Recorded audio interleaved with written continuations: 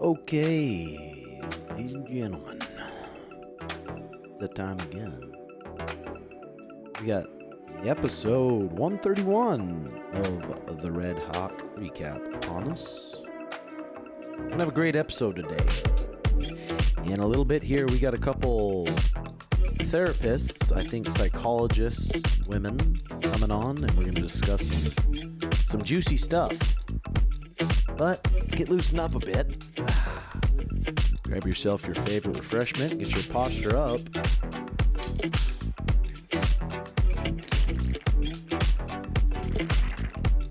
Have yourself a slurp. Yeah, I got a gut ache, real gut ache, and I'll explain to you why in a little bit. But this episode is brought to you by PrizePicks. PrizePicks, and it is so simple. You just go to the App Store, download PrizePicks. It's very easy to deposit some money. You pick more or less on your favorite players in the NBA, NHL, UFC for the chance to win 100 times your money. Available in states like Texas, California, and 30 more, plus Canada. Deposit match with code Timbo, all caps. Put in $100 and get $100 free. It makes watching sports much more fun. It makes watching fights much more fun. Everything. So if you think you know sports, if you think you know fighting, then go ahead and make yourself some bread. And that's code Timbo, ladies and gentlemen. And also, Rizz Pharma. And Rizz Pharma is dedicated to making prescription medications affordable for everyone, particularly targeting the uninsured and the underinsured populations. Their program aims to alleviate the financial burden of medical costs by offering over 800 plus generic medications for free at a very low cost, utilizing strategic partnerships and bulk buying power. Rizz Pharma emphasizes the importance of customer service, offering a team of experienced pharmacy professionals to assist customers with medication inquiries and education. This support system is a critical component of their mission to improve lives by making medications accessible and affordable.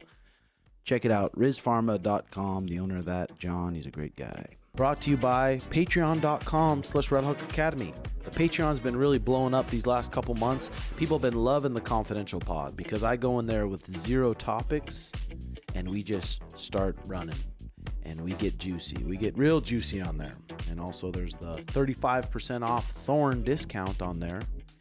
And we got a bunch of things going on Patreon. So thank you to all my loyal Patreon subscribers, the real OGs. And don't mind these glasses. These glasses were sent to me by this place called Raw Optics, R-A Optics, and they're not a sponsor. But I like them. These are the daytime blockers, and a lot of times when we're doing these podcasts, when I'm streaming, when I'm doing crap, they got these lights just beaming into my head constantly. And I don't know, I get headaches. If I do a little bit too much caffeine, sometimes I get headaches. And last night, one of the girls at my dojo here, some guy sent her some crumble cookies, and she offered me one, and they're huge. So I took it home. I don't know if it was the cookie. I don't know if it was something I ate earlier in the day, but it severely messed my gut up, and I had a hell of a night, all night, because my gut was not feeling great. But we made it to the pod. Woke up, dipped my tits right in that cold plunge, and it woke me right up. Okay, good. And other than that, everything's been going pretty smooth besides my daughter Hazel. She's my golden doodle, and she's about 2.5 years old. And she was acting real weird with her tail tucked, and Mariah's like, it's just weird. So we took her to the vet, and they did a test, and she got parvo. And we don't know how she got parvo. Mariah takes her out to ride horses. Sometimes she's around other dogs. But I guess it's pretty rare for older dogs to get parvo. But I guess it's really bad in Arizona. And she got parvo, and she was moping. And sometimes parvo can kill dogs. It can kill them dead. And because I think it's like a flu bug for a dog. So their guts just hurt so much. Anything that goes down, they just puke it up right away. And a lot of dogs, when they die, it's because of dehydration. And it kills a lot of puppies. But Mariah, practically a vet, the clinic said you can keep her here for 48 hours, and if she's not eating or drinking after 48 hours, we'll put a feeding tube in her. She's getting real skinny. She wasn't drinking water. You could tell she was feeling like crap. And parvo is super contagious to other dogs. So you're supposed to quarantine them in a room for 2 weeks. Every time they poop or pee on your property, you have to clean it up and bleach it. So every time she goes outside, you got to walk around with her. And Mariah's been doing that. And we have some friends. I got my friend Michael who does IVs, and then Mariah has some friends that are veterinarians. And we Googled it. We'd used the Google. And you pull up the skin on their neck, take an IV, and go, and then a full bag of fluid. So she looks like the Hunchback of Notre Dame. She looked like a moose. A moose. Maybe she looked like a grizzly bear with a big lump. Looked like she was wearing a football cowboy collar, if you guys know what that is. And it just filled her back with fluids. And then throughout the night, the fluids soaked into her. And that kept her alive. And then also we used the ozone machine. Ozone machine with a catheter. A tiny little catheter. Mariah did this also. Stick it in the rectal spot, and fill it with ozone. And the ozone, it kills all these bacteria, viruses, and all this stuff in the stomach. It kills it. So instead of messing up her gut with antibiotics and trying to put antibiotics in her empty stomach because she wasn't eating or drinking, we put the ozone in there. And the ozone knocked it out. So about 2 days later, she's back to wagging her tail, feeling happy. Multiple days, Mariah put the IV fluid in her back, and she just came to life. And I thought, there was a couple times, came to some tears, really close to some tears, just thinking, trying to not think in the future too much, like, is my daughter about to die? The sweetest dog literally on the planet. Everyone knows that. Who knows Hazel? But thank God for Mariah. Literally a vet. I'm like, we could have kept her in the... If it was me by myself, I'd probably have to keep her in the clinic, pay a good 10 G's, where she's just in this little box, scared, cold. But we have the red light, a little extra red light therapy set up in her room. We're there to comfort her, give her IVs, give her ozone. If there was a real clinic that was made for, maybe it could be made for like wealthier people, but that's how they could treat your dog. I was like, that is a good little thing there. So thank God for Mariah and how smart she is and how good she is with animals. And she healed my Hazel up. So that was good. Really good. Just got back from Vegas 2 days ago. 2 days ago, went to the West Coast Trials. I had a few students. My boy Caesar, my girl Taya, Ezra. They all competed. Ezra was in the advanced division. Taya did a great job. She smoked 4 of her girls. Smoked them. Just was on another level. I wanted Taya to do the actual trials because I'm like, I'm telling you, with your style, you can beat some of these black belt girls. You can beat some of these girls and do good in the actual trials. But she couldn't make the weight in time. The weight class was a little bit lower. So she did her intermediate division, and she smoked all the girls. In the finals, she went against this B-team girl, who's an athletic wrestler. Took her down, and it was a 2-0 match. Ezra, he walked through. He had to buy his first round, walked through his first 2 guys, who were tough guys. Third kid, very tough competitor, competes all over the world. Ezra beat him too. Fourth match, he's going against this kid. I thought it was going to be Gio Martinez from 10th Planet, a pretty famous grappler. But this kid named Jordan Hawley, I think his name was, heel hooked Gio Martinez in a honey hole, cranked his knee. Then Ezra had him next match, and the kid entered his legs, and they were in a little bit of a scramble. The kid entered his legs. Ezra posted out with his hand and turned his finger completely sideways. Boom, like a really bad dislocation. And he's in that honey hole, and they're almost out of bounds. So Ezra looks at his hand and then just took his focus off reacting to that heel hook and doing it. So he got tapped out in that. But that's okay because Ezra fights next weekend in Great Falls, Montana. JJ, pop a squat just for a second here. In Great Falls, Montana. And we got my boy JJ coming with us. Sugar Shane blessed us with a private jet, which is crazy, huh, Jay? You've never been on a private jet, Never right? been on a PJ. This is my boy JJ. I've known JJ, 10 years now? Has it been 10 years? Close to that. I'd say 8, 9, 10 years. Close to a decade ago, and he was just this little pipsqueak kid at the UFC gym, and I was coaching there, 22, 23 years old.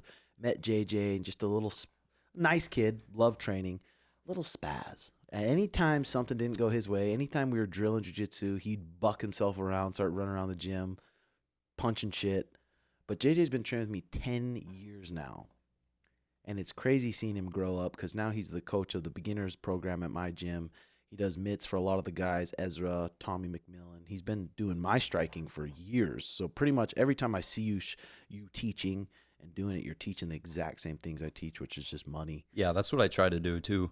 Really just try to teach it the same way you teach it. And it's pretty wild. It's weird. Yeah. It's weird thinking UFC Gym JJ, just a little 15-year-old kid. God. Looking just at soft. us. Looking at us with our tattoos thinking we're just the devil. Just the devil. Smoking weed too. Oh yeah. When you found out I smoked weed, you're like, are you serious? you fuck. Yeah. And then I ended up bringing you to the little pipe shop and getting your own pipe. Yep. That That was was a good after. day. I remember you invited me over for like a UFC fight night. It was you and Suga. It was at the Grove. And it was the first time I smoked. And it was like, you're like trying to pressure me. I'm like, no, I don't want to do it. I don't want to do it. What did I say? Open your mind a little bit? Probably. Uh-huh. Yeah. And I ended up hitting a bong rip. It wasn't off of a joint. It was a bong rip. Straight to the dome. Straight to the dome. When I tell you I almost panicked. Let's just say he almost panicked.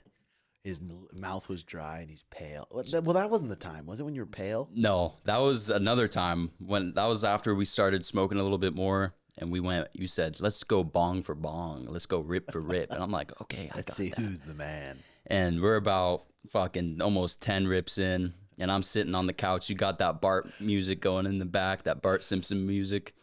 And I'm sitting there thinking like I'm dying. Like this is it. And I'm like almost crying, trying to hold it in. Suge was right there. He was getting ready for a fight. I don't remember what fight it was, but he was like, Tim, what did you do to the kid? He comes in. It wasn't a UFC fight. No, it was way before that. Yeah. And all I remember is Suge walking up to me. I'm sitting on the couch, almost crying. And he's just lay down, go to sleep, lay down. I think I crashed there that night. I didn't drive home. But it was that music in the background, that continuous music in the background, and I was so high. Is that Bart Simpson Lofi on YouTube? If you're really, really cooked, throw that on and just stare at it for a little bit. And I remember thinking, I'm like,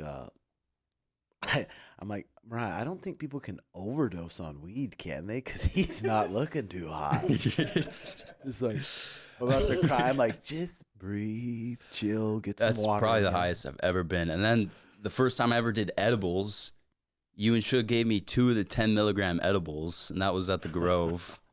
Never done edibles, and I did 20 milligrams just right off the rip. And I remember being down at the pool, just falling off the couch, being high as shit. Making just a fool of yourself. But now we're in a pretty cool spot. Now you're teaching at my gym. Yeah, I've been enjoying it. You got privates all day. It's really crazy where it all ended up. If you'd have told yourself back then that's what you'd be doing, it would be insane, no way. Huh? No way, yeah. Sometimes you have 30 people plus in your classes. You're teaching it. You're the head of it. Danny's helping you. David. It's good to have Danny there too, help me. And David Clay on Thursdays. Yep. And we got those guys going to battle next week. Yeah, I'm excited for that. That's going to be a fun trip. Yeah, so the Vegas trip was good. It was pretty much by myself, but it was nice being by myself because then I could just grind on my Snapchat. This Snapchat shit is crazy. It's crazy because I've been working on it hard just to trying to get to the goal to where you can get into the creator program where you can make money. Yeah. And now it's like, dude. Do you have to have like a certain amount of subscribers for that? You need followers? 50,000 followers is a baseline, and then you need this certain amount of views yeah, on your thing. But now, dude, it's like that literally could be my living now. Yeah. Because the more you hustle, you got to make it entertaining. I got on a phone call with the creators of Snapchat or whatever, and they said just make a story of your day, put the little black bar, try to be entertaining. So I'm trying to do that. But dude, some days I'm making 350 every single day. They pay you out. Yeah. The crystals go into your account, and 10,000 crystals. It just hits your account like is that. $1,000. Damn. So it's like, I can't even imagine how much these big snappers are making. I can't even imagine because I don't have that much popping, but I'm already $400 just a day climbing. Yeah, it's like nuts. Holy, you could literally make your life Snapchat, and that just could be your living. Yeah. So that's been fun. Trying to be entertaining on that. That's kind of tough. I'm trying to do a good job on that. You do a good job. You ever watch the snaps? Oh, for sure. You watch the snaps, Garrett? Yeah, it's fun. It's tough because you can't really do cuss words. You can't really do drug stuff. You can't show tits or nudity, or they'll ban your account. And you'll just lose it forever. But it's been a fun little thing. That's why it was fun going to Vegas and snapping my meals, reviewing my meals, and it was good. I enjoy eating by myself sometimes, especially if I have a little smoke in me. I can sit there, eat by myself. You like eating by yourself? Yeah, for sure. Yeah, the dinners we've been making, you were just talking about those, and you're giving me shit about not eating the boards. You gotta enjoy yourself. Well, treat yourself to a bun for once. I'm sick and tired of opening up that Snapchat. I see this delicious board. Where's the bun? So you think you eat one bun, you get 2 inches on your tits. You are so fucking brainwashed. Enjoy a good bun. Go to Sprouts. They got good buns there. They don't have to be, it's not shit. When you feel, you just eat that meat, you eat the fruit, and you can eat a lot of meat. If you're not doing a bun, it's not like, oh, I'm doing a fat bun and 1 cheeseburger. I can do like 4 burgers with the lettuce, with the sauces, with some fruit. And then you feel good. Last night I didn't feel good because we put that fucking cookie in our raw milk creamy. The crumble. Are you sure it was probably from that?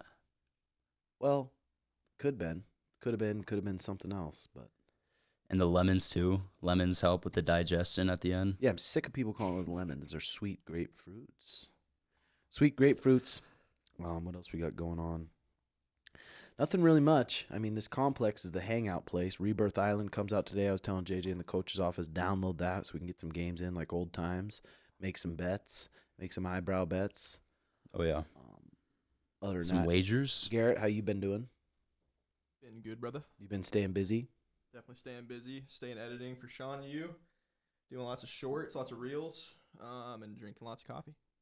Yeah, it's pretty crazy. Now we got this guy, Nick, who's a partner with my YouTube now. He's helping me do all the videos. He's moving down, so now I'm going to have Michael, Garrett, Nick, a part of our YouTube teams, and it's like the levels we're going to be able to reach are going to be insane.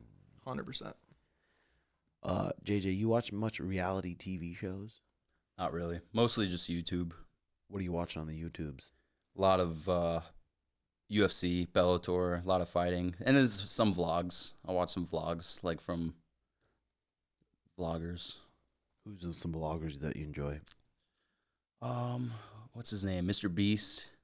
Like Mr. Beast. Supposedly next week, Tuesday, Mike Malak and Mike Malak is good. His hamburger or his burger reviews. Him and Logan Paul. I think we're going to do a UFC 300 preview on the Timbo Sugar Show. So that should be a banger episode. And I know Adin Ross today is giving Sugar Shane a car. Do you know what car? Sono showed me. So you know it? I do know it. Does Sean know it? No. He has no idea. It's Okay. It's like a pink donk type car. What? Dun, dun. Are you? Oh, shit. It's like that. Zunk. You talking about like the lowriders? Hydraulics? Oh, shit. And it looked pink, and it's gonna be crazy. I don't know where the fuck he's gonna keep it though. It's like, is he gonna he's gonna have to make a whole nother garage just to keep all his rigs, Yeah. Dude, his cars and stuff. that's hilarious. So, supposedly his chat picked it, so I guess that's what they picked. That's gonna be crazy. That's gonna be crazy. Getting a gift of a car like that. Yeah. That's cool for him. I'm excited to see it. I'm excited to ride in it.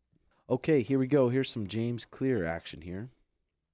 James Clear is a newsletter I subscribe to, and he's a real smart dude. He comes out with a weekly newsletter. This is the first one. Truth unsaid can still be felt. What needs to be discussed but hasn't been said yet. Clear the air. It's weird with me. Some couples, they can get in the worst fights. They can be close to breaking up. They can be everything not good, but then they just try to ignore it. They just try to ignore it like it didn't happen. It's like, that's still there. That's one thing I think Mariah and I do is we just sit in the shit and we try to talk about it until we both feel good about the issue. Just work through it. Which is fucking so much harder Yeah. than you think. But it's like, man, I see it with my friends and the way they do it. It's like, no, we haven't talked yet. We're just going through life. I'm like, that's fucking weird. So truth unsaid can be still felt. What needs to be discussed but hasn't been said yet. Clear the air. Easier said than done, but try to do it. Okay, here we go. My friend who sometimes shares his writing with me once said my feedback always falls into 3 categories. Make it shorter, Make it more appealing. How could it apply to more people? Decent. Number 3 here. Some people get addicted to chain smoking their problems. They spend all day going from sorrow to sorrow. It doesn't have to be that way. You can live each day going from joy to joy like a sunflower that turns the face of the sun as it moves across the sky. It's not about having a problem-free life, but focusing on the light. Sunflowers still have shadows, but they're always behind them. Everyone knows someone like that. Every time you talk to them, they talk about some problem they're having, just bitching about something, about how everything's not good for them. It's like, dude, you got to be thankful for what you have and try to focus on that. Obviously, try to focus on what your goals are and trying to get better and improving and good daily habits. But you got to be focused on what you have and be thankful for that. Can always be worse, right? Always can be fucking worse, and you got to remind yourself of that. And that's a good perspective to have. If something happens to you, well, my family didn't die in a car wreck. I'm not paralyzed. It always could be worse. Yeah. Something bad. I mean, you got to be thankful for your shit. For sure. Good morning, ladies. Now, these ladies, they own a place called the Sanity Center, and it's right next to the dojo here. So I rolled in there, and I tried to get talking to them, and they agreed to come on. So I'm pumped about that. How's everything going? Good. How are you? Doing pretty good. You guys been staying busy? We have. Yes. The hair popped up there, bro. Gotta love the Got a little headphones. peacock. Is it a lot of word of mouth, or where do you guys get found from? Google Maps?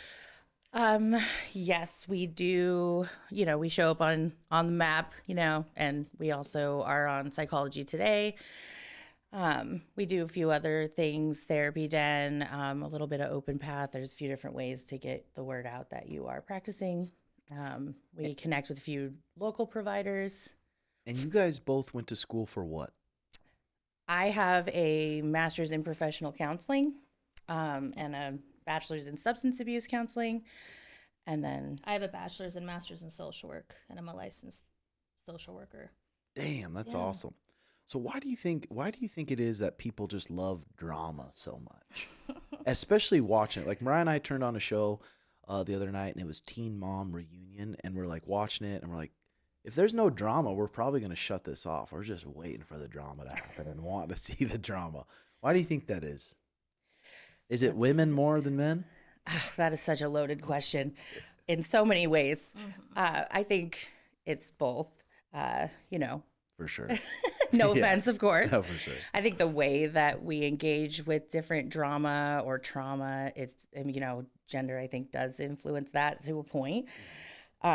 But also I think we as people are very communal in nature, and we want to connect and we want to have relationships, and we've, you know, carry these life experiences with us, and they have an impact on, you know, whether or not we seek that out for ourselves, or, you know, there are some people who enjoy watching it from afar or maybe on TV. And just judging it. For sure. And just judging where the communication went wrong. For sure. Yeah. Yeah. I think as humans, we only have so much energy to give, you know, and we have to be the gatekeepers of where we give that energy. I think for different reasons, some people can give that energy to drama, if you will, because we're looking for something to fill a gap or fill a void. Yeah, I mean, that makes sense. That makes sense. Did you guys get a lot of people coming in about relationship problems? Sure. Like I said, we're communal creatures, so we I think some people are a little reluctant to have relationships as much as maybe we've seen in the past, just because we're getting that connection in other ways now. And that's had an impact in my opinion and experience. Like people coming in and they're cheating on social media, or they're addicted to porn and shit Sure. like that. Yeah, I mean, there's more access, absolutely. And it's hard with relationships. I think a lot of people, we're born into them, right? We're born into relationships with our parents and with our aunts and uncles and our siblings. And there's nobody there saying like, okay, so what are the rules of our relationship? What's the nature of our connection? What kind of guidelines and boundaries and norms do we want to have in place, right? Like when I ask a client, you know, how do you guys spend your holiday? They're like, what the heck does that have to do with anything, you know? Yeah, But it does. The Love Is Blind. Like those producers are so smart at creating this drama, because it's like you don't meet the person, then you get to see them, and then before you even see them, you have to commit to the marriage of them. And you don't talk about like, what's this relationship going to look like? What are some boundaries? Like, how do you act when something doesn't go your way? And then they move in together, and then they just watch everything explode, and it just makes for good TV. Sure. Well, because that's what happens is when you don't have conversations about those things in the beginning, you're going to have drama, and they're like, that's where we're going to get the money, right? We're going to get people that want to see the drama. They want to have that escape from their own reality, you know? Yeah, for sure. Are you guys married? I am, yeah. Both married? How long you guys been married? 18 years. Damn, that's pretty impressive. Yeah. How about you? 1 year, together 7. Nice. Yeah. Damn, yeah. I mean, just the art of communication. There's no classes for it in school. The only thing you learn it from is your parents. Sure. So you see the way they're communicating. And Disney, you know. Yeah, and Disney. And Disney, for sure. Yeah. So how did you guys how did you know you wanted to be like a therapist? Did you know pretty early? Nope. Go ahead, start. No. I was a rebel in high school, wasn't doing too great. I tried to go to college for a year, and I was like, I think the community college was about 5 minutes from my house, and I still couldn't make it. The drive and the motivation just wasn't there. So I actually joined the military for 4 years. I was in the Navy. I realized very quickly that wasn't the path I wanted to be on. But So how'd you get out of the Navy? what do you mean? So you joined the Navy, signed the papers, and then you wanted to get out? Well, you do your 4 years that you sign Okay. up for, and then you get out. And at that point, I was like, wow, I saw a lot of need, a lot of disconnect, a lot of lack of resources. And I realized as much as I don't like people, I like people. And so I thought, well, how can I bring that to, I don't know, what the world needs, what I can be paid for, what I'm good at, Yeah, Yeah. that's pretty cool. Yeah. What are some of the most common problems you guys are seeing in your practice, or is it really all over the board? Or is it addiction? You know, I like to say that we treat people more than problems in a way, because someone might come in and they say, I'm just really depressed and I don't know what to do. I feel like life isn't really fulfilling. It's not worth it, all those things, or I'm so anxious that I can't function, or I can't have a stable relationship, or whatever it is that they think is the most pressing. And then you actually really do have to take time to get to know a person. You're asking about like, okay, well, how long have you been married, right? How long did it take for a person to know themselves? And then how long does it take to know another person? You know what I mean? Yeah. And so I don't enter a session thinking like, oh, I've got this figured out. Like I have the treatment plan for this person. It's not one thing that fits all. Definitely not. So, your therapist should come up with a treatment plan that works for you, that has goals that are addressing the symptoms that you're describing, but that are open enough to where you have room to explore, figure out who you are, figure out where you came from, and all of those things. So we treat anxiety, depression. I would say a lot of, PTSD and complex trauma. We know now that trauma doesn't have to be one big catastrophic event, but can be a series of challenges over a long period of time. and I like to look at it like past, present, and future, Do you do a lot of like couples therapy? Some. Some where you have both couples in there? I bet that's kind of hard. It is. I mean, talk about trying to get to know one person. Now try to get to know two people, and a lot of times as couples, and I'm not exempt from this. We think that, well, if my partner would just do what I want them to do, or Yeah. not do what I don't want them to do, then this would be so much better. And then, you kind of start poking holes in their narrative, and that's really uncomfortable. And they're being seen at the same time. And so that's hard.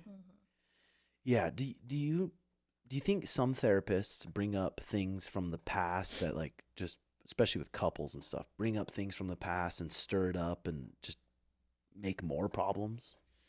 That can happen. I bet. It can happen. I think that's what it looks like. It looks like we're stirring up and creating problems, but in reality, we're just kind of poking at the things that have probably been not looked at for a long time and need to be, and a lot of times when I work with couples, I'll be in my chair and they'll be on the couch, and you can kind of see that it's both of their childhoods against each other. It's not this person, it's not this person. They're trying their best. They both usually have their best interests in mind for themselves and each other. But something gets lost along the way, and you're like, what's happening? you know? And I think, like I said, when we don't dig into that past and stir up those things that need to be stirred up, we have these unconscious things running the show. So we have 2 unconscious childhoods just running the show. Well, and if I could just piggyback on that too, you've got a lot of times at least one reluctant partner. Sometimes, you know, that's like my wife forced me to come here, right? And so there's this like quick fix idea of how we want to do. And I'm sure you understand that in the world of fitness and everything that you are doing. It's not a quick fix. It takes time. You have to dig in. You have to really understand the way this person sees themselves, the way they see their partner, where they want to go. And so like you're kind of, what is the unsettling the dust that's there. Trying and that's to get hard. them to maybe compromise. Sure, absolutely. And then that takes time. So the reluctant partner's like, how long is this gonna, you know, and 3-4 sessions in, they're like, this isn't helping, Yeah. you know, but it's a long process. Well, and to be real, sometimes I see couples in, I'm like, damn, we should have had you in here a long time ago. You know, Sure. because sometimes we get to the point where it's like they're ready to kick rocks.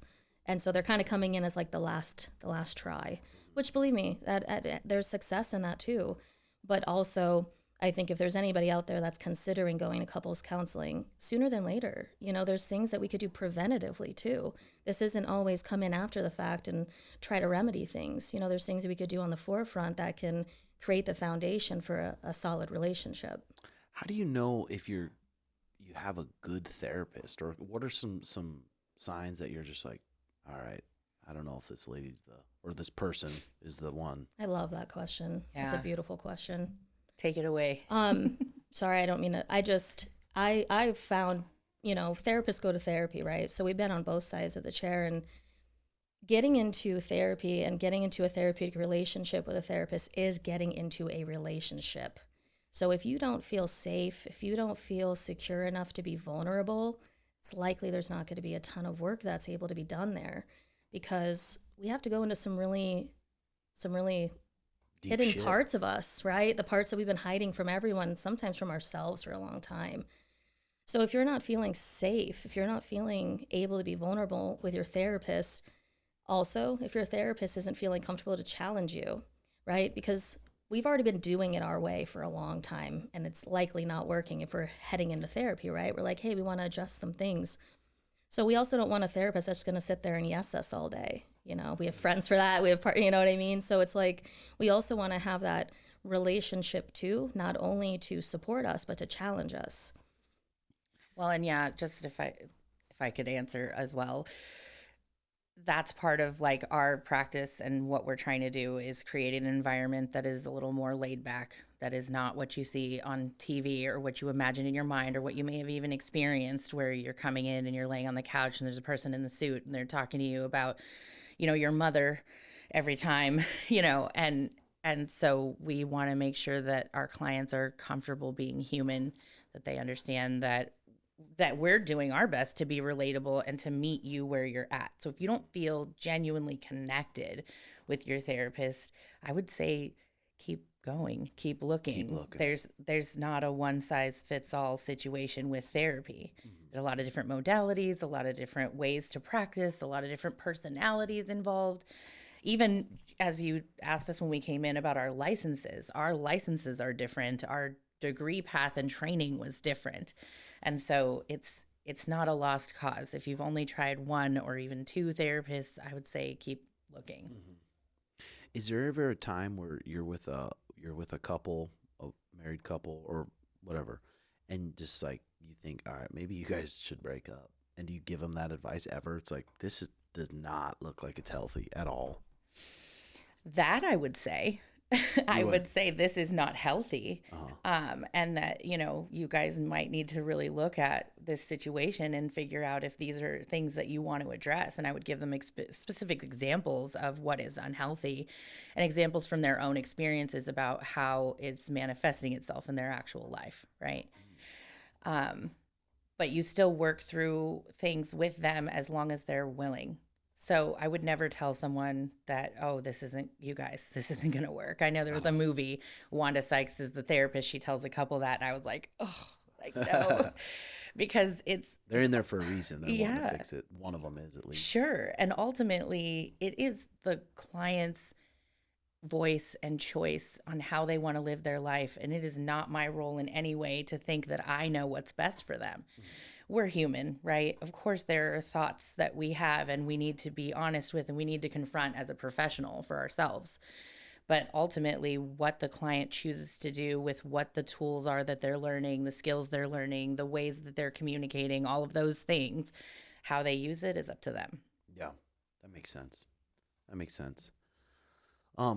For maybe a couple, maybe the male cheated. What are some steps for maybe the woman to get over that, or vice versa? Also, the woman cheated and they're in there and they're trying to get over that, but it just fucking crushes them. Sure. I think a lot of it is needing understanding, right? Because as humans, we want to understand things. We want to know where to put the information. I think oftentimes, like when we have cheating and we have that going on in a relationship, there's likely more going on underneath that, and that's not to say that we're looking for a blame or shame. What we're actually looking for is, how did we get here? What's going on? What are the variables at hand right now that have kind of led to this? And we don't do victim shame, anything like that, but oftentimes there's a lot of variables. It's not one answer as to why something happened. We're looking at a whole equation and going, oh, this accumulated. Like he's too horny. Well, That's a possibility different too. sex drives absolutely impact a relationship. Absolutely. Now does that give somebody the go ahead to step out of the relationship to get their needs met? No, Unless they have an agreement. unless they have an Right. agreement, inform and consent. There's all different types of ways to have relationships now. Well, there's always been. Now it's a little more talked about, which is beautiful because we're giving light to the fact that, hey, you're allowed to live the way you want. You're allowed to have relationships the way you want, as long as you all are informed of what's happening. You all could give consent, and that we're following through with that. Yeah, and it's just not just lying. Right. Lying. Yeah, that's interesting. The whole cheating thing, especially with these infidelity machines with Instagram and Facebook. As soon as you're not getting something from your partner, it's 2 clicks away and you're Right getting at it your from someone else. fingertips. Sure. So you guys run into a lot of people that are bipolar Sure. and schizophrenic. Are those the same things? Schizophrenia is more related in like paranoia, hallucinations, different types of delusions and things like that. And, that can be over dramatized in Hollywood and it can be really severe as well. Bipolar is a little bit different in that it's considered a mood disorder versus like a psychosis, right? And so in bipolar, it's that there's dramatic fluctuations in mood. And a lot of people don't know that there are various types of bipolar. And I would argue it's not in the big book that, they spend whatever dollars making on diagnosis. And we could talk about diagnosis.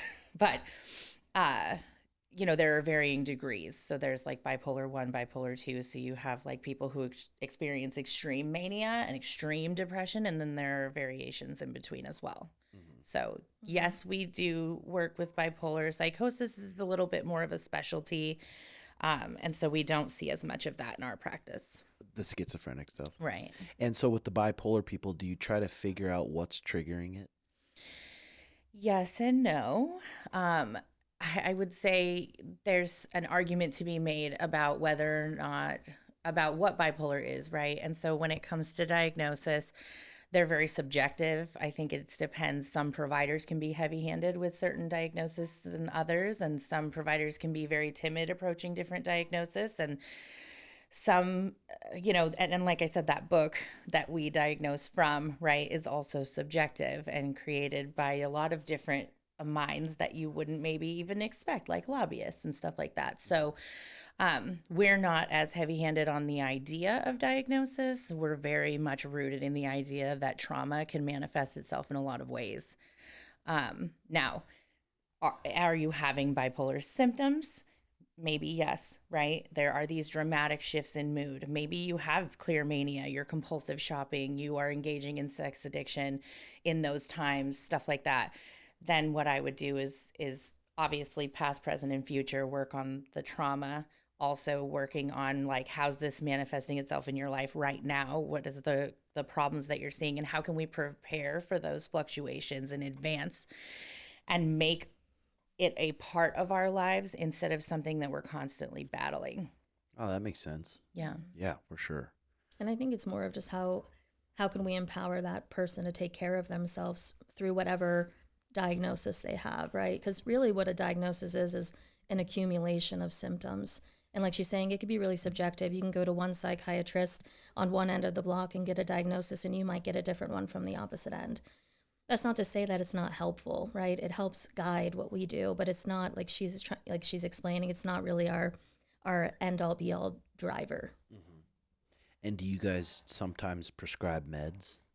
We do not. So a lot of people don't understand or even know the difference between different providers. And so if I could really quickly, a therapist is trained in, or like a counselor, a social worker, and some psychologists choose to go into the practice of actively working with a client to talk through all the things, right? Prescribers are typically psychiatrists. So Okay. they're actually nurse practitioners and MDs who go to school to study medicine. And so we do work in communication in conjunction with prescribers. And I think it's really beneficial for, if you guys, if anybody listening is working with a prescriber and a therapist, put those people in touch with each other, let them coordinate care for you and tailor your treatment, because it's only going to be for the better for you. Yeah, that makes sense. Yeah. So why would you guys what would your guys' thoughts be on why is divorce more common than marriage working?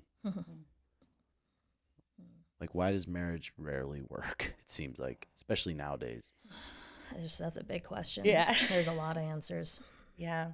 Is the big one just being able to be vulnerable with your partner and communicate with them your actual? I mean, if you think about it from like a human approach, right? Thinking about the individual, there's so many reasons. There are people that you probably know who married someone because they've been together forever, and so that's just the next step, and that's what you do, or this is where they're at in their lives, or this is a sign of success, or they're so in love and they rush into it, or they think that that's what they're supposed to do, or they, one partner or both are not respecting each other's boundaries or really seeing each other. I think marriage can be really beautiful in the sense that we're longing for intimate connection. And that's something that's much amiss today. Like you talk about what we're seeing, I think intimacy is a really big struggle. And I won't dwell on that. Just because of it's a big struggle because of just the availability to porn and shit like that. I think Sure. societal norms have changed. I think we're living in a different era than we have in the past. I see a lot of egos driving a lot of things right now. We're in the midst of, social media and likes and all of the things that if I go back to my, theory of energy, if all my energy is going towards being liked, being accepted by others, then I might make decisions based on that. So my decision making might not be for the best interest of me. It might actually be for the best interest of how do I get accepted by other people. So if that's the life I'm living, then you imagine then that might be the type of vibe, the type of people that you're going to be around, the type of people you might accept into your life, the type of relationships you might get into. So I think we're seeing a huge shift too. Like there's in such a world right now of connection, right? We all have our phones right at our fingertips. We are the most disconnected we have ever been. Yeah. And I think to trauma, trauma. And I know it's such a buzzword right now that I don't love even using it, and I'm in the field. But our experiences with our primary caregivers, how they took care of not just each other in their marriage or their new marriage or whatever it is that we observed as children, we also see how they took care of themselves and how they met their needs and how they blew off steam. And our family systems teach us a lot about relationships, and even just the relationship that we have with our parents can be really just have a huge impact on how we show up in our own relationships. And so were your parents very intimately connected? Did they talk? And there's so much nuance in relationships, and it comes back to what are the norms and the rules and the what's the word? What's agreed upon? Chelsea talked about consent. I mean, that's a big factor. Is everybody aware and connected and understanding each other? And is everybody on the same path? If one partner is committed to growth and change and the other partner is not, Yeah. And they're holding on to whatever it is, whatever stronghold, or they're holding back. These affect that ability to connect.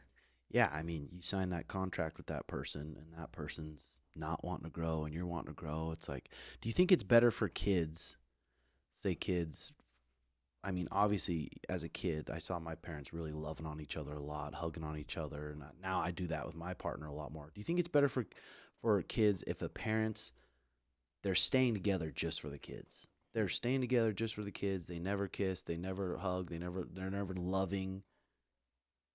But parents are staying together because they're like, wow, let's just stay together for the kids, and then when they're 18, we'll get divorced. It's probably, you say it's I probably think more that unhealthy. sentence always confused me, to be honest with you. Like when we say we're staying together for the kids, what does that mean? Yeah, We're demonstrating something that isn't there for the kids, right? Like We're going pretending. we're pretend. And let me ask you, I mean, like when you were a kid, you probably picked up on everything. You knew what was going on. You felt the nuances in the room. If dad was being cold to mom or they weren't talking, you felt that silence. When they went into the garage to try to fight so the kids didn't, you were listening to the floorboard. We knew what was going on. Your kids feel what's going on. So as much as I hear and I understand the testament of staying together for the kids, I really wonder, what is it doing for them? Yeah. I would say do the work for the kids. Thank you. Honestly. Like do the work, like purposely love on that partner for the kids almost. Or figure out what's going on. Like I'm in this belief that, everyone should find their happiness, however that looks, right? And it looks different to everybody. Success looks different to everybody. If you got married at 17, 18, 19 years old, by the time you're 30, 40, 50 years old, if you're not elevating together, you're likely elevating apart. What somebody might be over here and the other one's going off over here. Is that okay? Is it okay that somebody wants to live their life the way they want to live, and maybe sometimes that grows apart from another individual? That's for them to say, I believe it's okay. But when we stay together for reasons outside of ourselves, how does that really look? Yeah, I mean, how is that really affecting your kids? People probably don't even correlate the two. Right.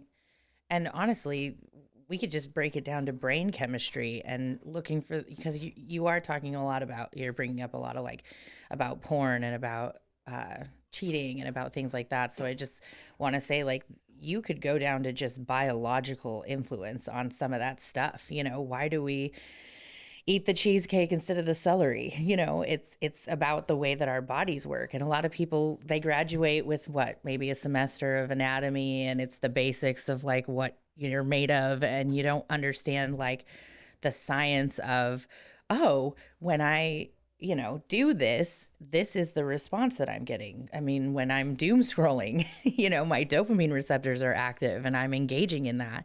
And so even when you just getting into the world of pornography, people a lot of times talk about the progression of that and engaging in it, and how it rapidly becomes, the porn becomes more and more and more graphic and more frequently visited and more, right? And so there is a physiological thing happening to you. This is not just a matter of, you're weak, or, you're dirty minded, or you have a problem, right? It's a chemical response that you have when you engage in substance abuse. When you are in a new relationship for 4 or 5 months, you're high on that relationship. And we don't understand that on the day-to-day, right? Yeah. Mm-hmm. And I think even, just going back to being in a disconnected society, we're disconnected from our bodies. Mm-hmm. Oftentimes I'm teaching clients how to become, the listener to your body. If you're getting anxiety, maybe we should, look at what's going on outside of you. What situations are you putting yourself in? But I think we're also, we're so much in our phones. We're so much out here. We're not in here. We're not listening to ourselves, and we're not in tuned. Yeah. Or numbing. Mm-hmm. Escaping, right? Numbing. Yeah, for sure. So, and you guys don't have to answer this. If a teenager comes in and they say, maybe the parent signed the teenager up, and that teenager's wanting a sex change, how do you even go about talking about that?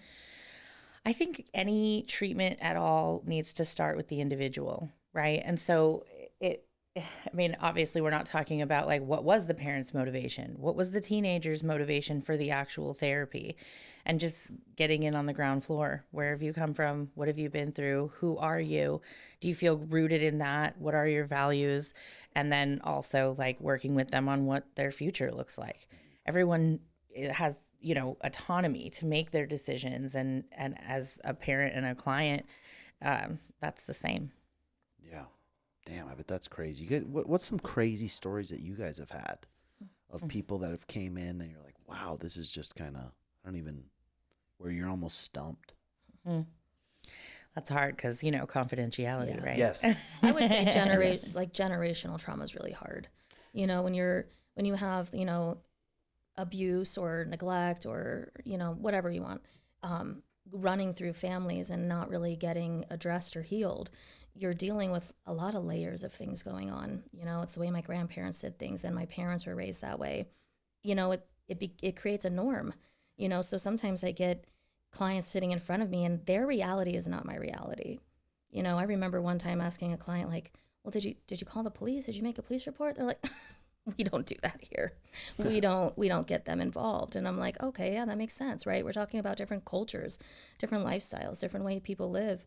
And so I think the ones that can be a little complicated are those generational trauma, a lot of layers, a lot of different cultural aspects that you have to kind of get immersed in so you can get into their world. You know, me giving my advice from my world doesn't help somebody in their world. Yeah, I mean, communicating with anyone, it's just a superpower, being able trying to see it from how they're seeing it. Well, and seems just, yeah, being able to reflect it back, what they're saying, reflecting it back to them, right? As you're saying, it genuinely doesn't help. Well, and you had said to give someone advice. What you can do, though, is say, hey, I noticed that you said you did this, and I understand that, but also you've been saying you want this. And so tell me, how does that connect for you? Like, does this serve you in some way, and help me understand that? And they don't, right? Yeah. Like, and that's not just, you know, oh, we're the professional and they don't get it, right? We don't, like, we have to do the work too. But as individuals, we're up in our head all the time, right?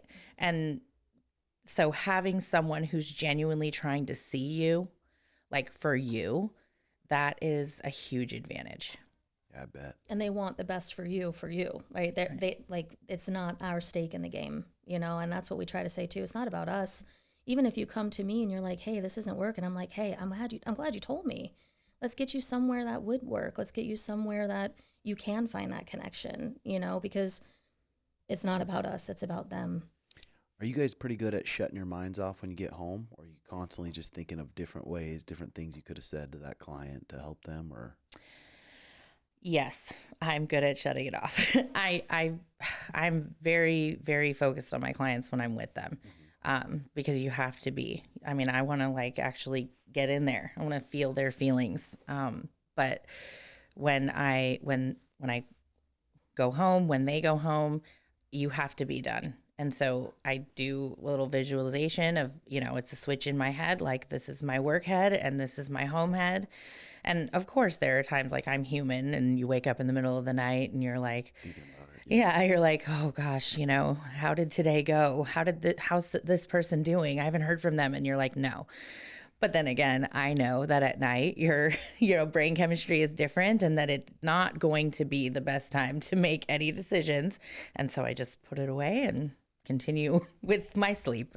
what's the most amount of like, I guess privates, what do they call it? Just therapy sessions you've done in one day? I think 9 was the most I've done in a day. How'd your brain handle that? No I bet you were bueno. tired. No bueno. I learned quick. I was fried by the end. And while I was still able to be there and be present, I didn't feel the best in myself. I was like, you know, I felt my energy in the morning much different than my energy towards the end of that day. Yeah. But I would say a lot of it is us having to keep ourselves regulated in those sessions. I'm very present when I'm in sessions. So it's almost as if I might see a client the next week. I'm like, shit, what do we talk about? Like I'm in there. I'm like with them right in that moment. And so when I go to that next client, it's kind of like that page turns, you know, and it's not that, And that's why I try to tell them, if I don't remember something, it's truly not because I don't care. It's because I'm with you so in that moment that I might just not remember, and that's okay. Yeah. You know? Yeah, I think it's important that they know that we're human too. And I say it a lot. Yeah. You know, and it's good for them to see that we're human. Yeah. Because, I mean, even when you were talking about like, why do we gravitate towards drama on TV? And, you know, I mean, we've been watching stories since the beginning of time, right? And we love them and we entertain them. And it's about being relatable, you know, and we can relate to the character in some way, some like desire for better or some desire for pleasure or some, you know, experience of pain. And so, I mean, we're all having a human experience, and that includes us. How long have you guys owned your own business? Going on 3 years now. And did you work for a different clinic before? Or? Yeah. Yeah, we've worked in a lot of community mental health, in the hospital systems. Teen group homes. Has it been way better having your own? Yeah, there are definite, I mean, come on. It's nice to be on our own and No boss. yeah, I mean, we're each other's boss sometimes, so that's helpful. You guys but, ever butt yeah. heads? Yeah, Yeah. I would say yeah. But, you know, it's very different watching social workers experiencing Yeah. things because it's very like, well, what do you think? I don't know. I mean, Why did you know. call me a bitch, and where did that come from? Yeah. Nice. What kind of shows do you guys watch at home? I watch a lot of documentaries, I but like the not murder documentaries, too. ones. I don't like the murder stuff, you know. I like, you know, how the brain works, white collar crime. I'm totally down for that. But then about other, you? I'm a little conspiracy minded, so I can go down a lot of rabbit holes. I'm not really watching a ton of like main. I have like my background noise, like The Office, Parks and Rec, you know. yeah, Yeah. a But comedy for sure. Yeah. Like lots of comedy. You know, I don't want to watch a drama. I do drama all day. Good. And with your guys' partners, do you guys like, are you able to shut off the therapist's mind, or whenever they're having a flare up or something, do you turn it on? Oh, with spouses? Yeah. You know, it's amazing in all the years that I think my husband's only said something to me about you stop being a therapist like once. It's amazing. I don't know how he has the tolerance for it. You're just good at shutting it off. I'm sure that it has its pros and cons. I even joke because I have 3 kids and I say, you know, well, I'm a therapist, so they'll need lots of therapy later as a result of that. So, Yeah. I don't know. I think it makes things a little more understandable. Sometimes you can't see the forest through the trees, you know, and you're in your own relationship, in your own stuff. I don't know. All of that kind of goes out the door a little bit sometimes, you know, when your emotions are heightened or, you know, you got your own, you know, things going on that are really important and personal. Your professional mind kind of shuts off a little bit. Yeah. sure. Do you guys do much? Do you guys drink any alcohol or do any marijuana, or do you guys keep it pretty tightened up? Oh, we dabble. That's nice. You I mean, know- makes you look at things from a different point of view, and it's really good. I think we're all about balance. Yeah. You know, there's a time and a place, a set and a setting, you know, and I like to explore different parts of myself, and some of that is with different, you know, levels of consciousness. But I do it in a way of like, what's my intention? Yeah. I love that, you know, like mushrooms are becoming more readily available, things are becoming more mainstream. I love things like that. But the part that concerns me a little bit is we're It's being we're seeing, commercialized. yeah, and we're seeing some of just maybe I call it abusive, but I don't think it's abusive. I just think sometimes when we're using it just to have fun and be recreational, we're not really respecting it and honoring the substance. I think it can do really beautiful things if we give it the time to really process and integrate what we learn. But, you know, to each their own. It does, you know, just getting into that, it does Yeah. concern me when I hear clients who are like, yeah, and then they put me in the room and I take all this ketamine and then, you know, but it was great. I had this experience and I'm like, who's with you? And they're like, well, nobody. They come in after and they unhook me and then I go home. So they put them on the ketamine and then leave the room. It sounds like it is from what I'm hearing. And I feel like there should be, There's at-home a guide. ketamine treatments Yeah. now. Like I have a client who a while ago was like, oh, I got this at-home delivery. And I'm like, what? So I looked it up and yeah, and I mean, I would not promote it because I definitely think you want to have a therapist on board to help integrate these experiences. But, you know, there's a part of me that's like, wow, we're getting this accessible. Awesome. But then there's a part of me that's like scared. Yeah. Yeah. And of course, you know, calling out the possible bias, right? Because we are therapists. So it's easy to say, like, someone should be guiding you through that, right? But like, someone should be guiding you through that. It's Or even after, you know what I mean? Like, Yeah. have your experience, have your experience, but then what are you doing with that information you got from your trip or your experience, right? yeah. Yeah. Where are you going with it? You know, and I think that's the part that's really important, because that's the part that helps us evolve and move forward with using a tool. That's what I look at it as. They're all different tools. Are you using them with balance and discernment? Yeah. Especially with the mushrooms, and people are like, yeah, I went to the club or a rave and mushrooms. I'm like, that sounds awful. I agree. I agree. Yeah. That would be bad. You guys lived in AZ forever? I have. Yeah. I'm a native, me and my husband both, which is rare. I'm from Pennsylvania, from the Nice. East Coast. Yeah. Are you from here? No, I'm from Montana. I've been here for about 10 years. A little over. Probably about coming up 12 years now. I like it here too. Yeah. I like it here too. And the little setup we got going on is pretty sweet. You guys are growing over here. You really are. It is growing quick. Yeah. And it's sweet that it's just this old school kind of dump of them all. I really like it. And we're down the hall from you, and you visit not too often. I mean, you can come over a little more. Yeah. We're gonna come over, get some Yeah. coffee. I'm down. I need to come over and just empty all my juice on you guys. Yeah. Well, we really liked this, you know, the complex, because a lot of people don't know that it's almost like this historical piece of the West Side, right? Yeah. And so, like, as we settled here, people are like, where are you at? Oh, you know, we're 99th Avenue in Peoria, you know, behind the CVS. And people are like, oh my gosh, I know, me and my family used to go there all the time, blah, blah, blah, blah. I don't know right where that is. Yeah. So it's old, but it's ours right now. Well, it's invigorating, you know, walking down your hallway and just seeing all the people, and like, you know, they're drinking their coffee out in the hall. It's inviting, you know, we're talking here about community and connection. That's what I see when I walk out Happening, there. yeah. And I'm like, I love that. Hell yeah. Is there anybody that comes into your guys' place where you're just almost stumped on the problem and you maybe refer them to somewhere else? Yeah, absolutely. It's definitely important that you're practicing in your scope, right? I would never, ever put my own pride, I hope, right? Because we have blind spots too, but I hope I would never put my own pride in front of the health of my clients. So I have had real conversations with them where I'm like, hey, and even talking about, like, for example, when you brought up the gender identity piece, I can work with you on your identity. I can work with you on who you are and what you want and set goals, but I don't specialize in that, right? I don't specialize in schizophrenia, for example, like we talked about before. And so there are limitations for any provider. And I am not at all interested in keeping someone just to keep them.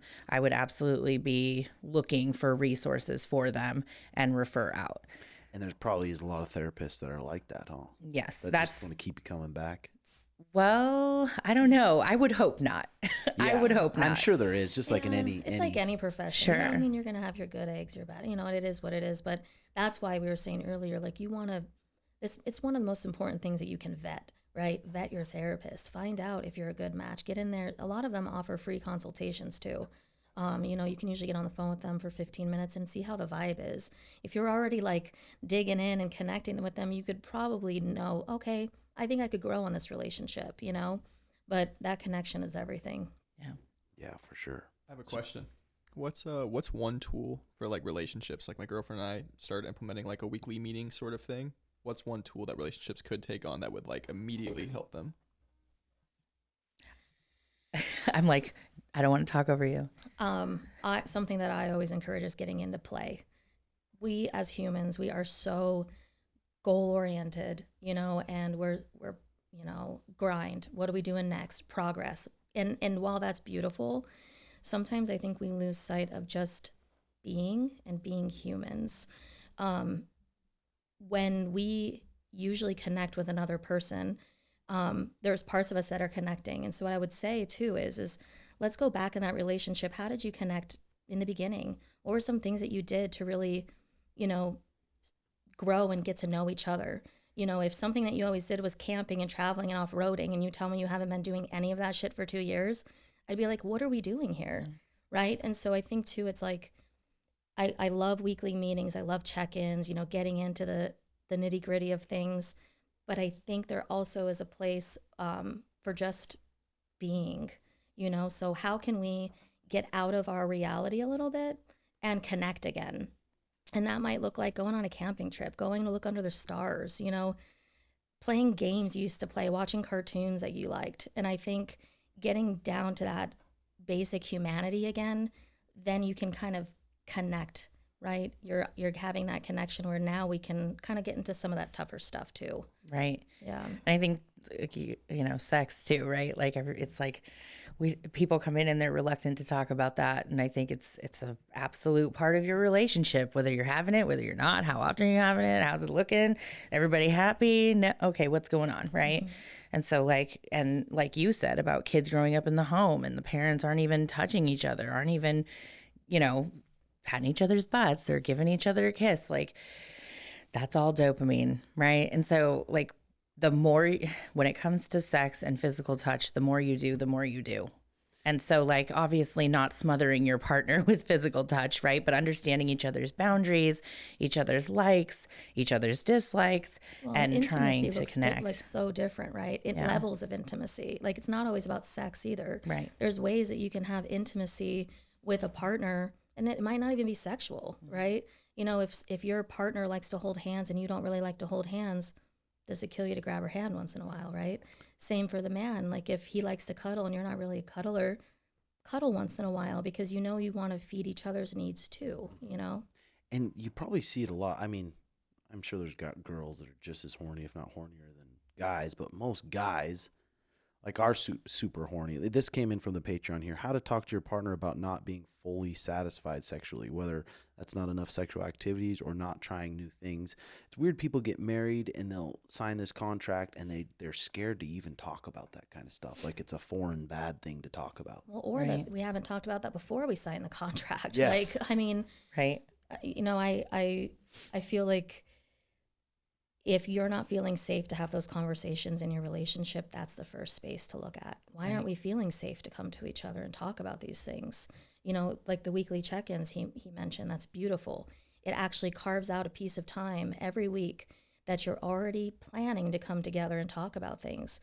Sometimes it's hard to bring things up out of nowhere, right? We're kind of going through our day-to-day. It's like, how am I going to bring up this really difficult conversation? You know, and so I think having the safety to bring up those difficult topics, because whether it's sex or something else, like, hey, I know when we got married, I didn't want kids, but now I'm really thinking about having kids. Whoa, that's a big topic.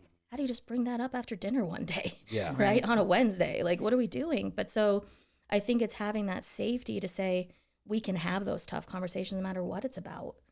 Well, I think too, like in relationships, there's a lot of standoff.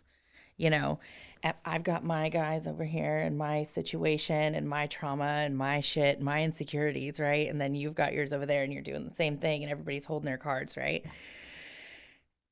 And a lot of people start those conversations by saying like, I'm not satisfied because of this thing. And here's what I want. And instead try starting with, I would really like to have more sex. I would really like to try this whatever, right? Position or conquest or, you know, pretending like we're strangers out in public or whatever it is you want to do. I mean, I don't know. The spectrum is wide when it comes to interests, of course, but I mean, it doesn't have to be addressed as if it's a problem. You can try bringing it up like a suggestion or an interest first and then seeing how it goes instead of saying like, you're stopping me from having pleasure. You know what I mean? And sometimes it's not even about the sex. The sex might be the icing on the cake, but it's like, it might be, hey, I'm not feeling wanted by you. You know, you might be having a lot of sex, but you might still not feel connected. Right. You know, I've had, you know, different friends and family or even clients who have said, our sex life is great, but I don't feel connected to my partner. I still don't feel wanted. Well, and then how do you show up? Like, if you want to have more sex, right? Do you say to your partner, is there something I could do for you in the bedroom that you would like? First, make it about them. Let them be seen for a second and then actually think about what they want. You know, if you've been covered in kids and folding laundry all day, you know, it might be the last thing on your mind, but now it's coming up, but it's coming up in this non-threatening conversation where it's like, oh, what do I want? Oh, hold on, let me think about it, you know? Yeah, this is an interesting one here. How should I go about proposing different sex positions with a girl that's not really freaky like that at all? I think just like that. You know, hey, have you ever Thought done about this? trying this, and they Yeah. go, How would you feel about something like that? Or, you know, just having that dialogue. And I think it comes back to that place of like, what are you holding back? And why are you holding it back? What are you afraid for your partner to see? You know, It's supposed to be your best friend, Right. your person that so not being able to talk to him about that, should be a little bit more normalized, I feel like. I think as Well- a culture, we're very timid when it comes to sex. And Period. I think it's kind of looking which at is counter, like what you would think. Yeah. I think it's looking at the fear too. Like, do I have a fear of being judged? Do I feel like my partner's going to judge me because I want to try this new thing? Do I have a fear of, my partner not thinking that I'm not adventurous enough because I really don't want to? But those are the conversations you can have. And when the conversation is happening from a place of wanting to understand rather than get your way, those conversations can be beautiful, because that's when you get to compromise. If I'm coming to the table and I'm just trying to get my way and you're just trying to get your way, there's not going to be a ton of understanding there. But if I come in and go, why don't you want to try that?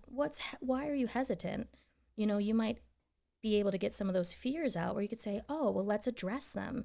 Let's make it feel comfortable so we can try that new thing. I didn't know that that's what was holding you back. That makes sense. And you may try it and then go like, that was a horrible idea. Right? Okay, how about this one? When are red flags too red? When do you have to accept someone for who they are? Example, the girl I'm talking to likes to pole dance as a hobby and post the videos on Instagram, which I'm okay with and support because it makes her confident. However, she spent 10 hours in one day on Instagram responding to guys that reply. Why respond? I've dated girls with attention-seeking behavior before, but never one that feeds it as much as her. That's complex. That one's Yeah. tough. Yeah. Because there's also autonomy. Well, and I think the red flags thing, it gets me every time, because I think red flags sometimes are just unhealed parts of us, parts that are not evolved yet, and I'm not saying that there aren't hurting people out there. There's a lot of harm happening. But what I think too is like, why is that happening? What is she yearning for? What is she seeking? You know what I mean? Because I don't know. Yeah. It's a loaded one. Yeah. Ultimately, I mean, what is the conversation like between the couple? Are they discussing this as a point in their relationship, how it could impact both of them? And I think too, like when you're looking at an individual, what are your values, right? And so have they had a conversation about their values? Have they thought about what behaviors they're engaging in and whether or not they are in line with their boundaries or contradicting those boundaries? Because, he may find, for example, that like, oh, actually, this isn't in line with my values. And so that's why it's actually bothering me. And I need to explore that a little bit more on my own and then come back to my partner. And same for her, right? Yeah, and I think red flags can also always be worked through and healed, right? Because we've all been red flags. We've all had red flags. Like, no one's perfect, right? But are you willing to work at it? Are you willing to change? If you're starting to date somebody and you're noticing they're not willing or wanting to change, that's okay. That's their life. That's their being. They make statements like, that's just who I am. Right. That's just who I am. Oh, is it? Yeah. Do you even really know that that's who you are? Or is that just something you always done? Mm-hmm. And I think even like when we talk about marriage counseling or even having individuals who are having problems in their relationships, it's, do you feel like your partner is interested in change? Because if they're trying, then you can see that they're trying. We're always looking for progress, not perfection. And that's in our partners too, because they're human. So are there going to be red flags? Sure. But are we committed to personal growth? Yeah, and not expecting to just mold someone the way you want them to be. Right. How about this one? My girlfriend and I met through our weight loss journeys and shared interest in living healthy lifestyles, working out. For some reason, since being together, we have developed bad habits regarding food and exercise. We always want to eat out, eat junk, and aren't as active as we used to be. We are both perplexed as to why we have fallen into this unhealthy routine, since being healthy was our main bonding point. Any tips on understanding this and getting past it? We have been together for 8 months. Sure. I think health is a lifelong journey. I mean, I know I speak for a lot of people when I say like I've been fighting my body, and a lot of people have been fighting their bodies for so long. So I think it's like really figuring out what, like, forget what society says, forget what you have been telling yourself and what your family history says, and find a place in yourself and hopefully your partner too, where you can figure out what your body actually needs and wants, and then start a routine, create a schedule, come up with plans that work for you. All things can be good in moderation, but like if you're eating out every day, anybody who's engaging in that knows that eventually it's not as good. It's not. Yeah, I mean, And for I that. think, yeah, and oh, I go was ahead. going to say, I think it kind of goes back to your values and priorities again, right? If we came into this relationship and we were, we had the same values and the priorities, but those are changing, then that's something to be looked at. But are they really changing, or did they just take the back burner? Because this might be something of, you know, we got comfortable, and our priority of being comfortable and safe in this relationship kind of trumped our priority of maybe putting our health first, and, you know, that schedule that was working for us. So I think it's kind of going back to those values and priorities and seeing, where are we now? Where do we want to be? Yeah. And if those don't align, okay, but they aligned at first. So Well, and sometimes you have to go it alone, Yep. even in a committed relationship, even though that's a journey that they were on together at one point. Sometimes you have to go like, you want to go for a hike? Oh, you don't?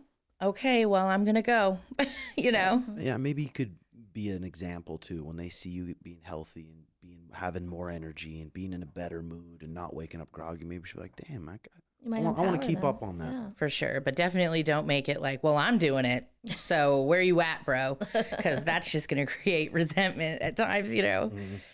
This one, my pregnant girlfriend is being crazy and making my life miserable. My fam wants me to leave her, but I feel so guilty. What's the right move? It's another loaded one. Yeah, I would seek some therapy for that one. Yeah. Yeah. I mean, your family doesn't know all the things going on in your life and her life. And I'm telling you, I mean, 3 kids in and not one pregnancy was the same, you know? And so, like, giving some grace in that, but also your partner shouldn't be abusive. They shouldn't be manipulative. If they're doing something to get another result, you're being manipulated. I mean, what you guys go through having a baby is absolutely like insane. Oh, But yeah. you do see it. I mean, some bitches go crazy after having a baby. You're like, I'll be the "Holy first shit." to admit that. Yeah. Yeah, absolutely. But you're the one who busted that nut in her. So that's your responsibility now, brother. Absolutely. I mean, imagine like we're talking about getting in tune with your body, right? Like today. Think about the fact that now someone said to me before I ever was having kids that their wife had a parasite and they were the host, and this parasite is like living off of them. And I'm like, that's dark, but it kind of is. Like a baby is it's taking over your entire body. Things you loved, you now hate, and things you hate, you love, and you can't engage in the same things, and you're wondering if you're the same person anymore, and all that stuff. And you know, so there's got to be some grace there too. Well, and I don't have children, but one of my besties, she breastfed both of her children, and I was, you know, we kept in communication through all of that. We did the math one time, how many hours it took her to maintain breastfeeding and the milk supply for her kids, and it literally was a second full-time job. Yeah.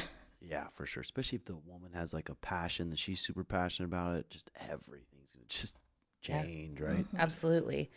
And there's this psychological component of like, who am I now? Yeah. You know, who am I? Am I a mom? Can I drink beer? Like, do I even like my partner?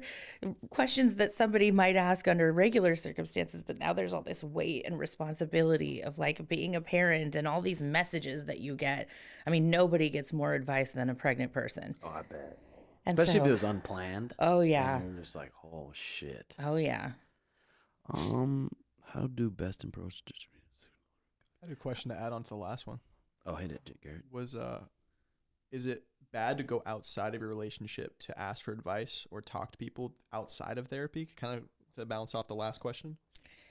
That's a good question. I think every single human has so many different strengths and abilities and capabilities. And when we talk about like having community, having tribe, I think one of the biggest benefits that come from that is getting different pieces of feedback from other people's experiences, their wisdom, their education, right? And so I don't think it's necessarily a bad thing to, but I think we always want to put all of the information we get and have discernment with that. You know, we don't always want to take somebody's advice or somebody's, you know, feedback and run with it. We have to see how that fits into our life and our belief system. Well, and within the confines of what's agreed upon in your relationship. I mean, two things that come to mind is this kid or this probably man talking about his pregnant girlfriend. And if he's talking to the 22-year-old blonde at work about his marital problems, then that's going to probably create more issues versus, you know, an older gentleman who's had a sustained marriage, or someone, you know, a best friend who understands both of them and loves them both, you know, and stuff like that. So having some kind of guidelines there. I know when I have a huge family, and when I got married, I would talk to my family about my marriage, and we'd have girls' nights and stuff. And I'd come home and be like, you know, say that we talked about it. And my husband said initially it was unsettling for him, you know, because that wasn't their way. Now they're going to judge him. Sure. And then he came to realize, like, every time I came home, it was better. I was in a better place. I had better perspective. I had people calling me out on my own shit. And so because he was able to see that that wasn't a threat to him, and he was safe to be able to allow me to seek support, then now he doesn't have a problem with it at all. You know, well, even then, like a long time ago, he figured that out. Yeah. I mean, you probably have a family, though, that treats him nice compared to a sister or whatever that's like, no, fuck him. Sure. Fuck that motherfucker if he's doing that. Well, Sure. that's where you have to have the discernment too, right? You have to know when to take the advice or when to put it down. Sometimes you still accidentally say fuck him, but then you got to be able to call back the next day and say, all right, I thought about how I said fuck him yesterday, and I want to re-speak. Yes. We'll do the last one here. Why does my girl get mad every time I mention anything that has to do with a female that's not her? How do I stop this? That I'm going to let you, yeah. I mean, for me in my relationship, I always make sure that she knows that she's my girl and I'm not looking for another girl. So you're what do you my think- best friend. You're my partner. I love you and I'm not looking for another relationships. Right. But I do think other chicks are sexy. And I do think that lady's tits are nice. Very nice butt. And I'm looking at it. But I love you and we have great sex. Our relationship's good. I feel like if your relationship's not good, you're not having good sex, that kind of stuff, and then you bring up some other female, it's going to hit some sensitive spots. Yeah, what you're explaining is security. You have that security in your relationship where we're all human. I mean, we're all going to have those thoughts and those views, but it's like, how do you respect your partner? How is that relationship? And what you're explaining is, we know we're good. We're secure in our relationship. When there's insecurity is when this stuff kind of leaks through, you know, because, you know, just talking about another female, what's that doing? Well, It's not really doing anything. It's bringing up insecurity that's already there. Yeah, it makes sense. And it could be hers that already existed, and it probably is, you know, and insecure. It could be insecurity in the attachment, right? We grow up with our parents as our primary attachment, whether or not that was secure, right? And Maybe then the dad left. Sure. And then on top of that, we leave, you know, starting in adolescence, we leave our parental relationships and cling to peer and specifically romantic relationships. And they take on that thing, which sounds weird because it's like from parent to partner, but that's how it is. And so then if we are showing up with that, and then our partner has their own way, whether it's they're very stoic, for example, and they don't know how to say, oh my God, you're so sexy. Like, I only want to be with you. But also, you know, then that can bring up a lot for her because the attachment's insecure because they're not speaking the same language. They're not like making deposits, so to speak. And so, you know, the insecurity just continues to grow and fester. Makes sense. Well, that's our time, ladies and gentlemen. If you want to check these ladies out and you need some therapy, the Sanity Center in Peoria, Arizona. It's right by the gym. So if you come in, you can come check out the gym too. Come get a coffee. You guys are awesome. Thank you so much Thanks for for coming having in. us. Yeah. Thank Yes. you. And patreon.com/Red Hawk Academy for the confidential pod coming out every week. And then next week we're going to Montana and UFC 300. And I'm going to do a vlog on my phone for that too. So thank you guys for watching. Hit that like and subscribe button and comment your thoughts below. Love you all. Bye-bye.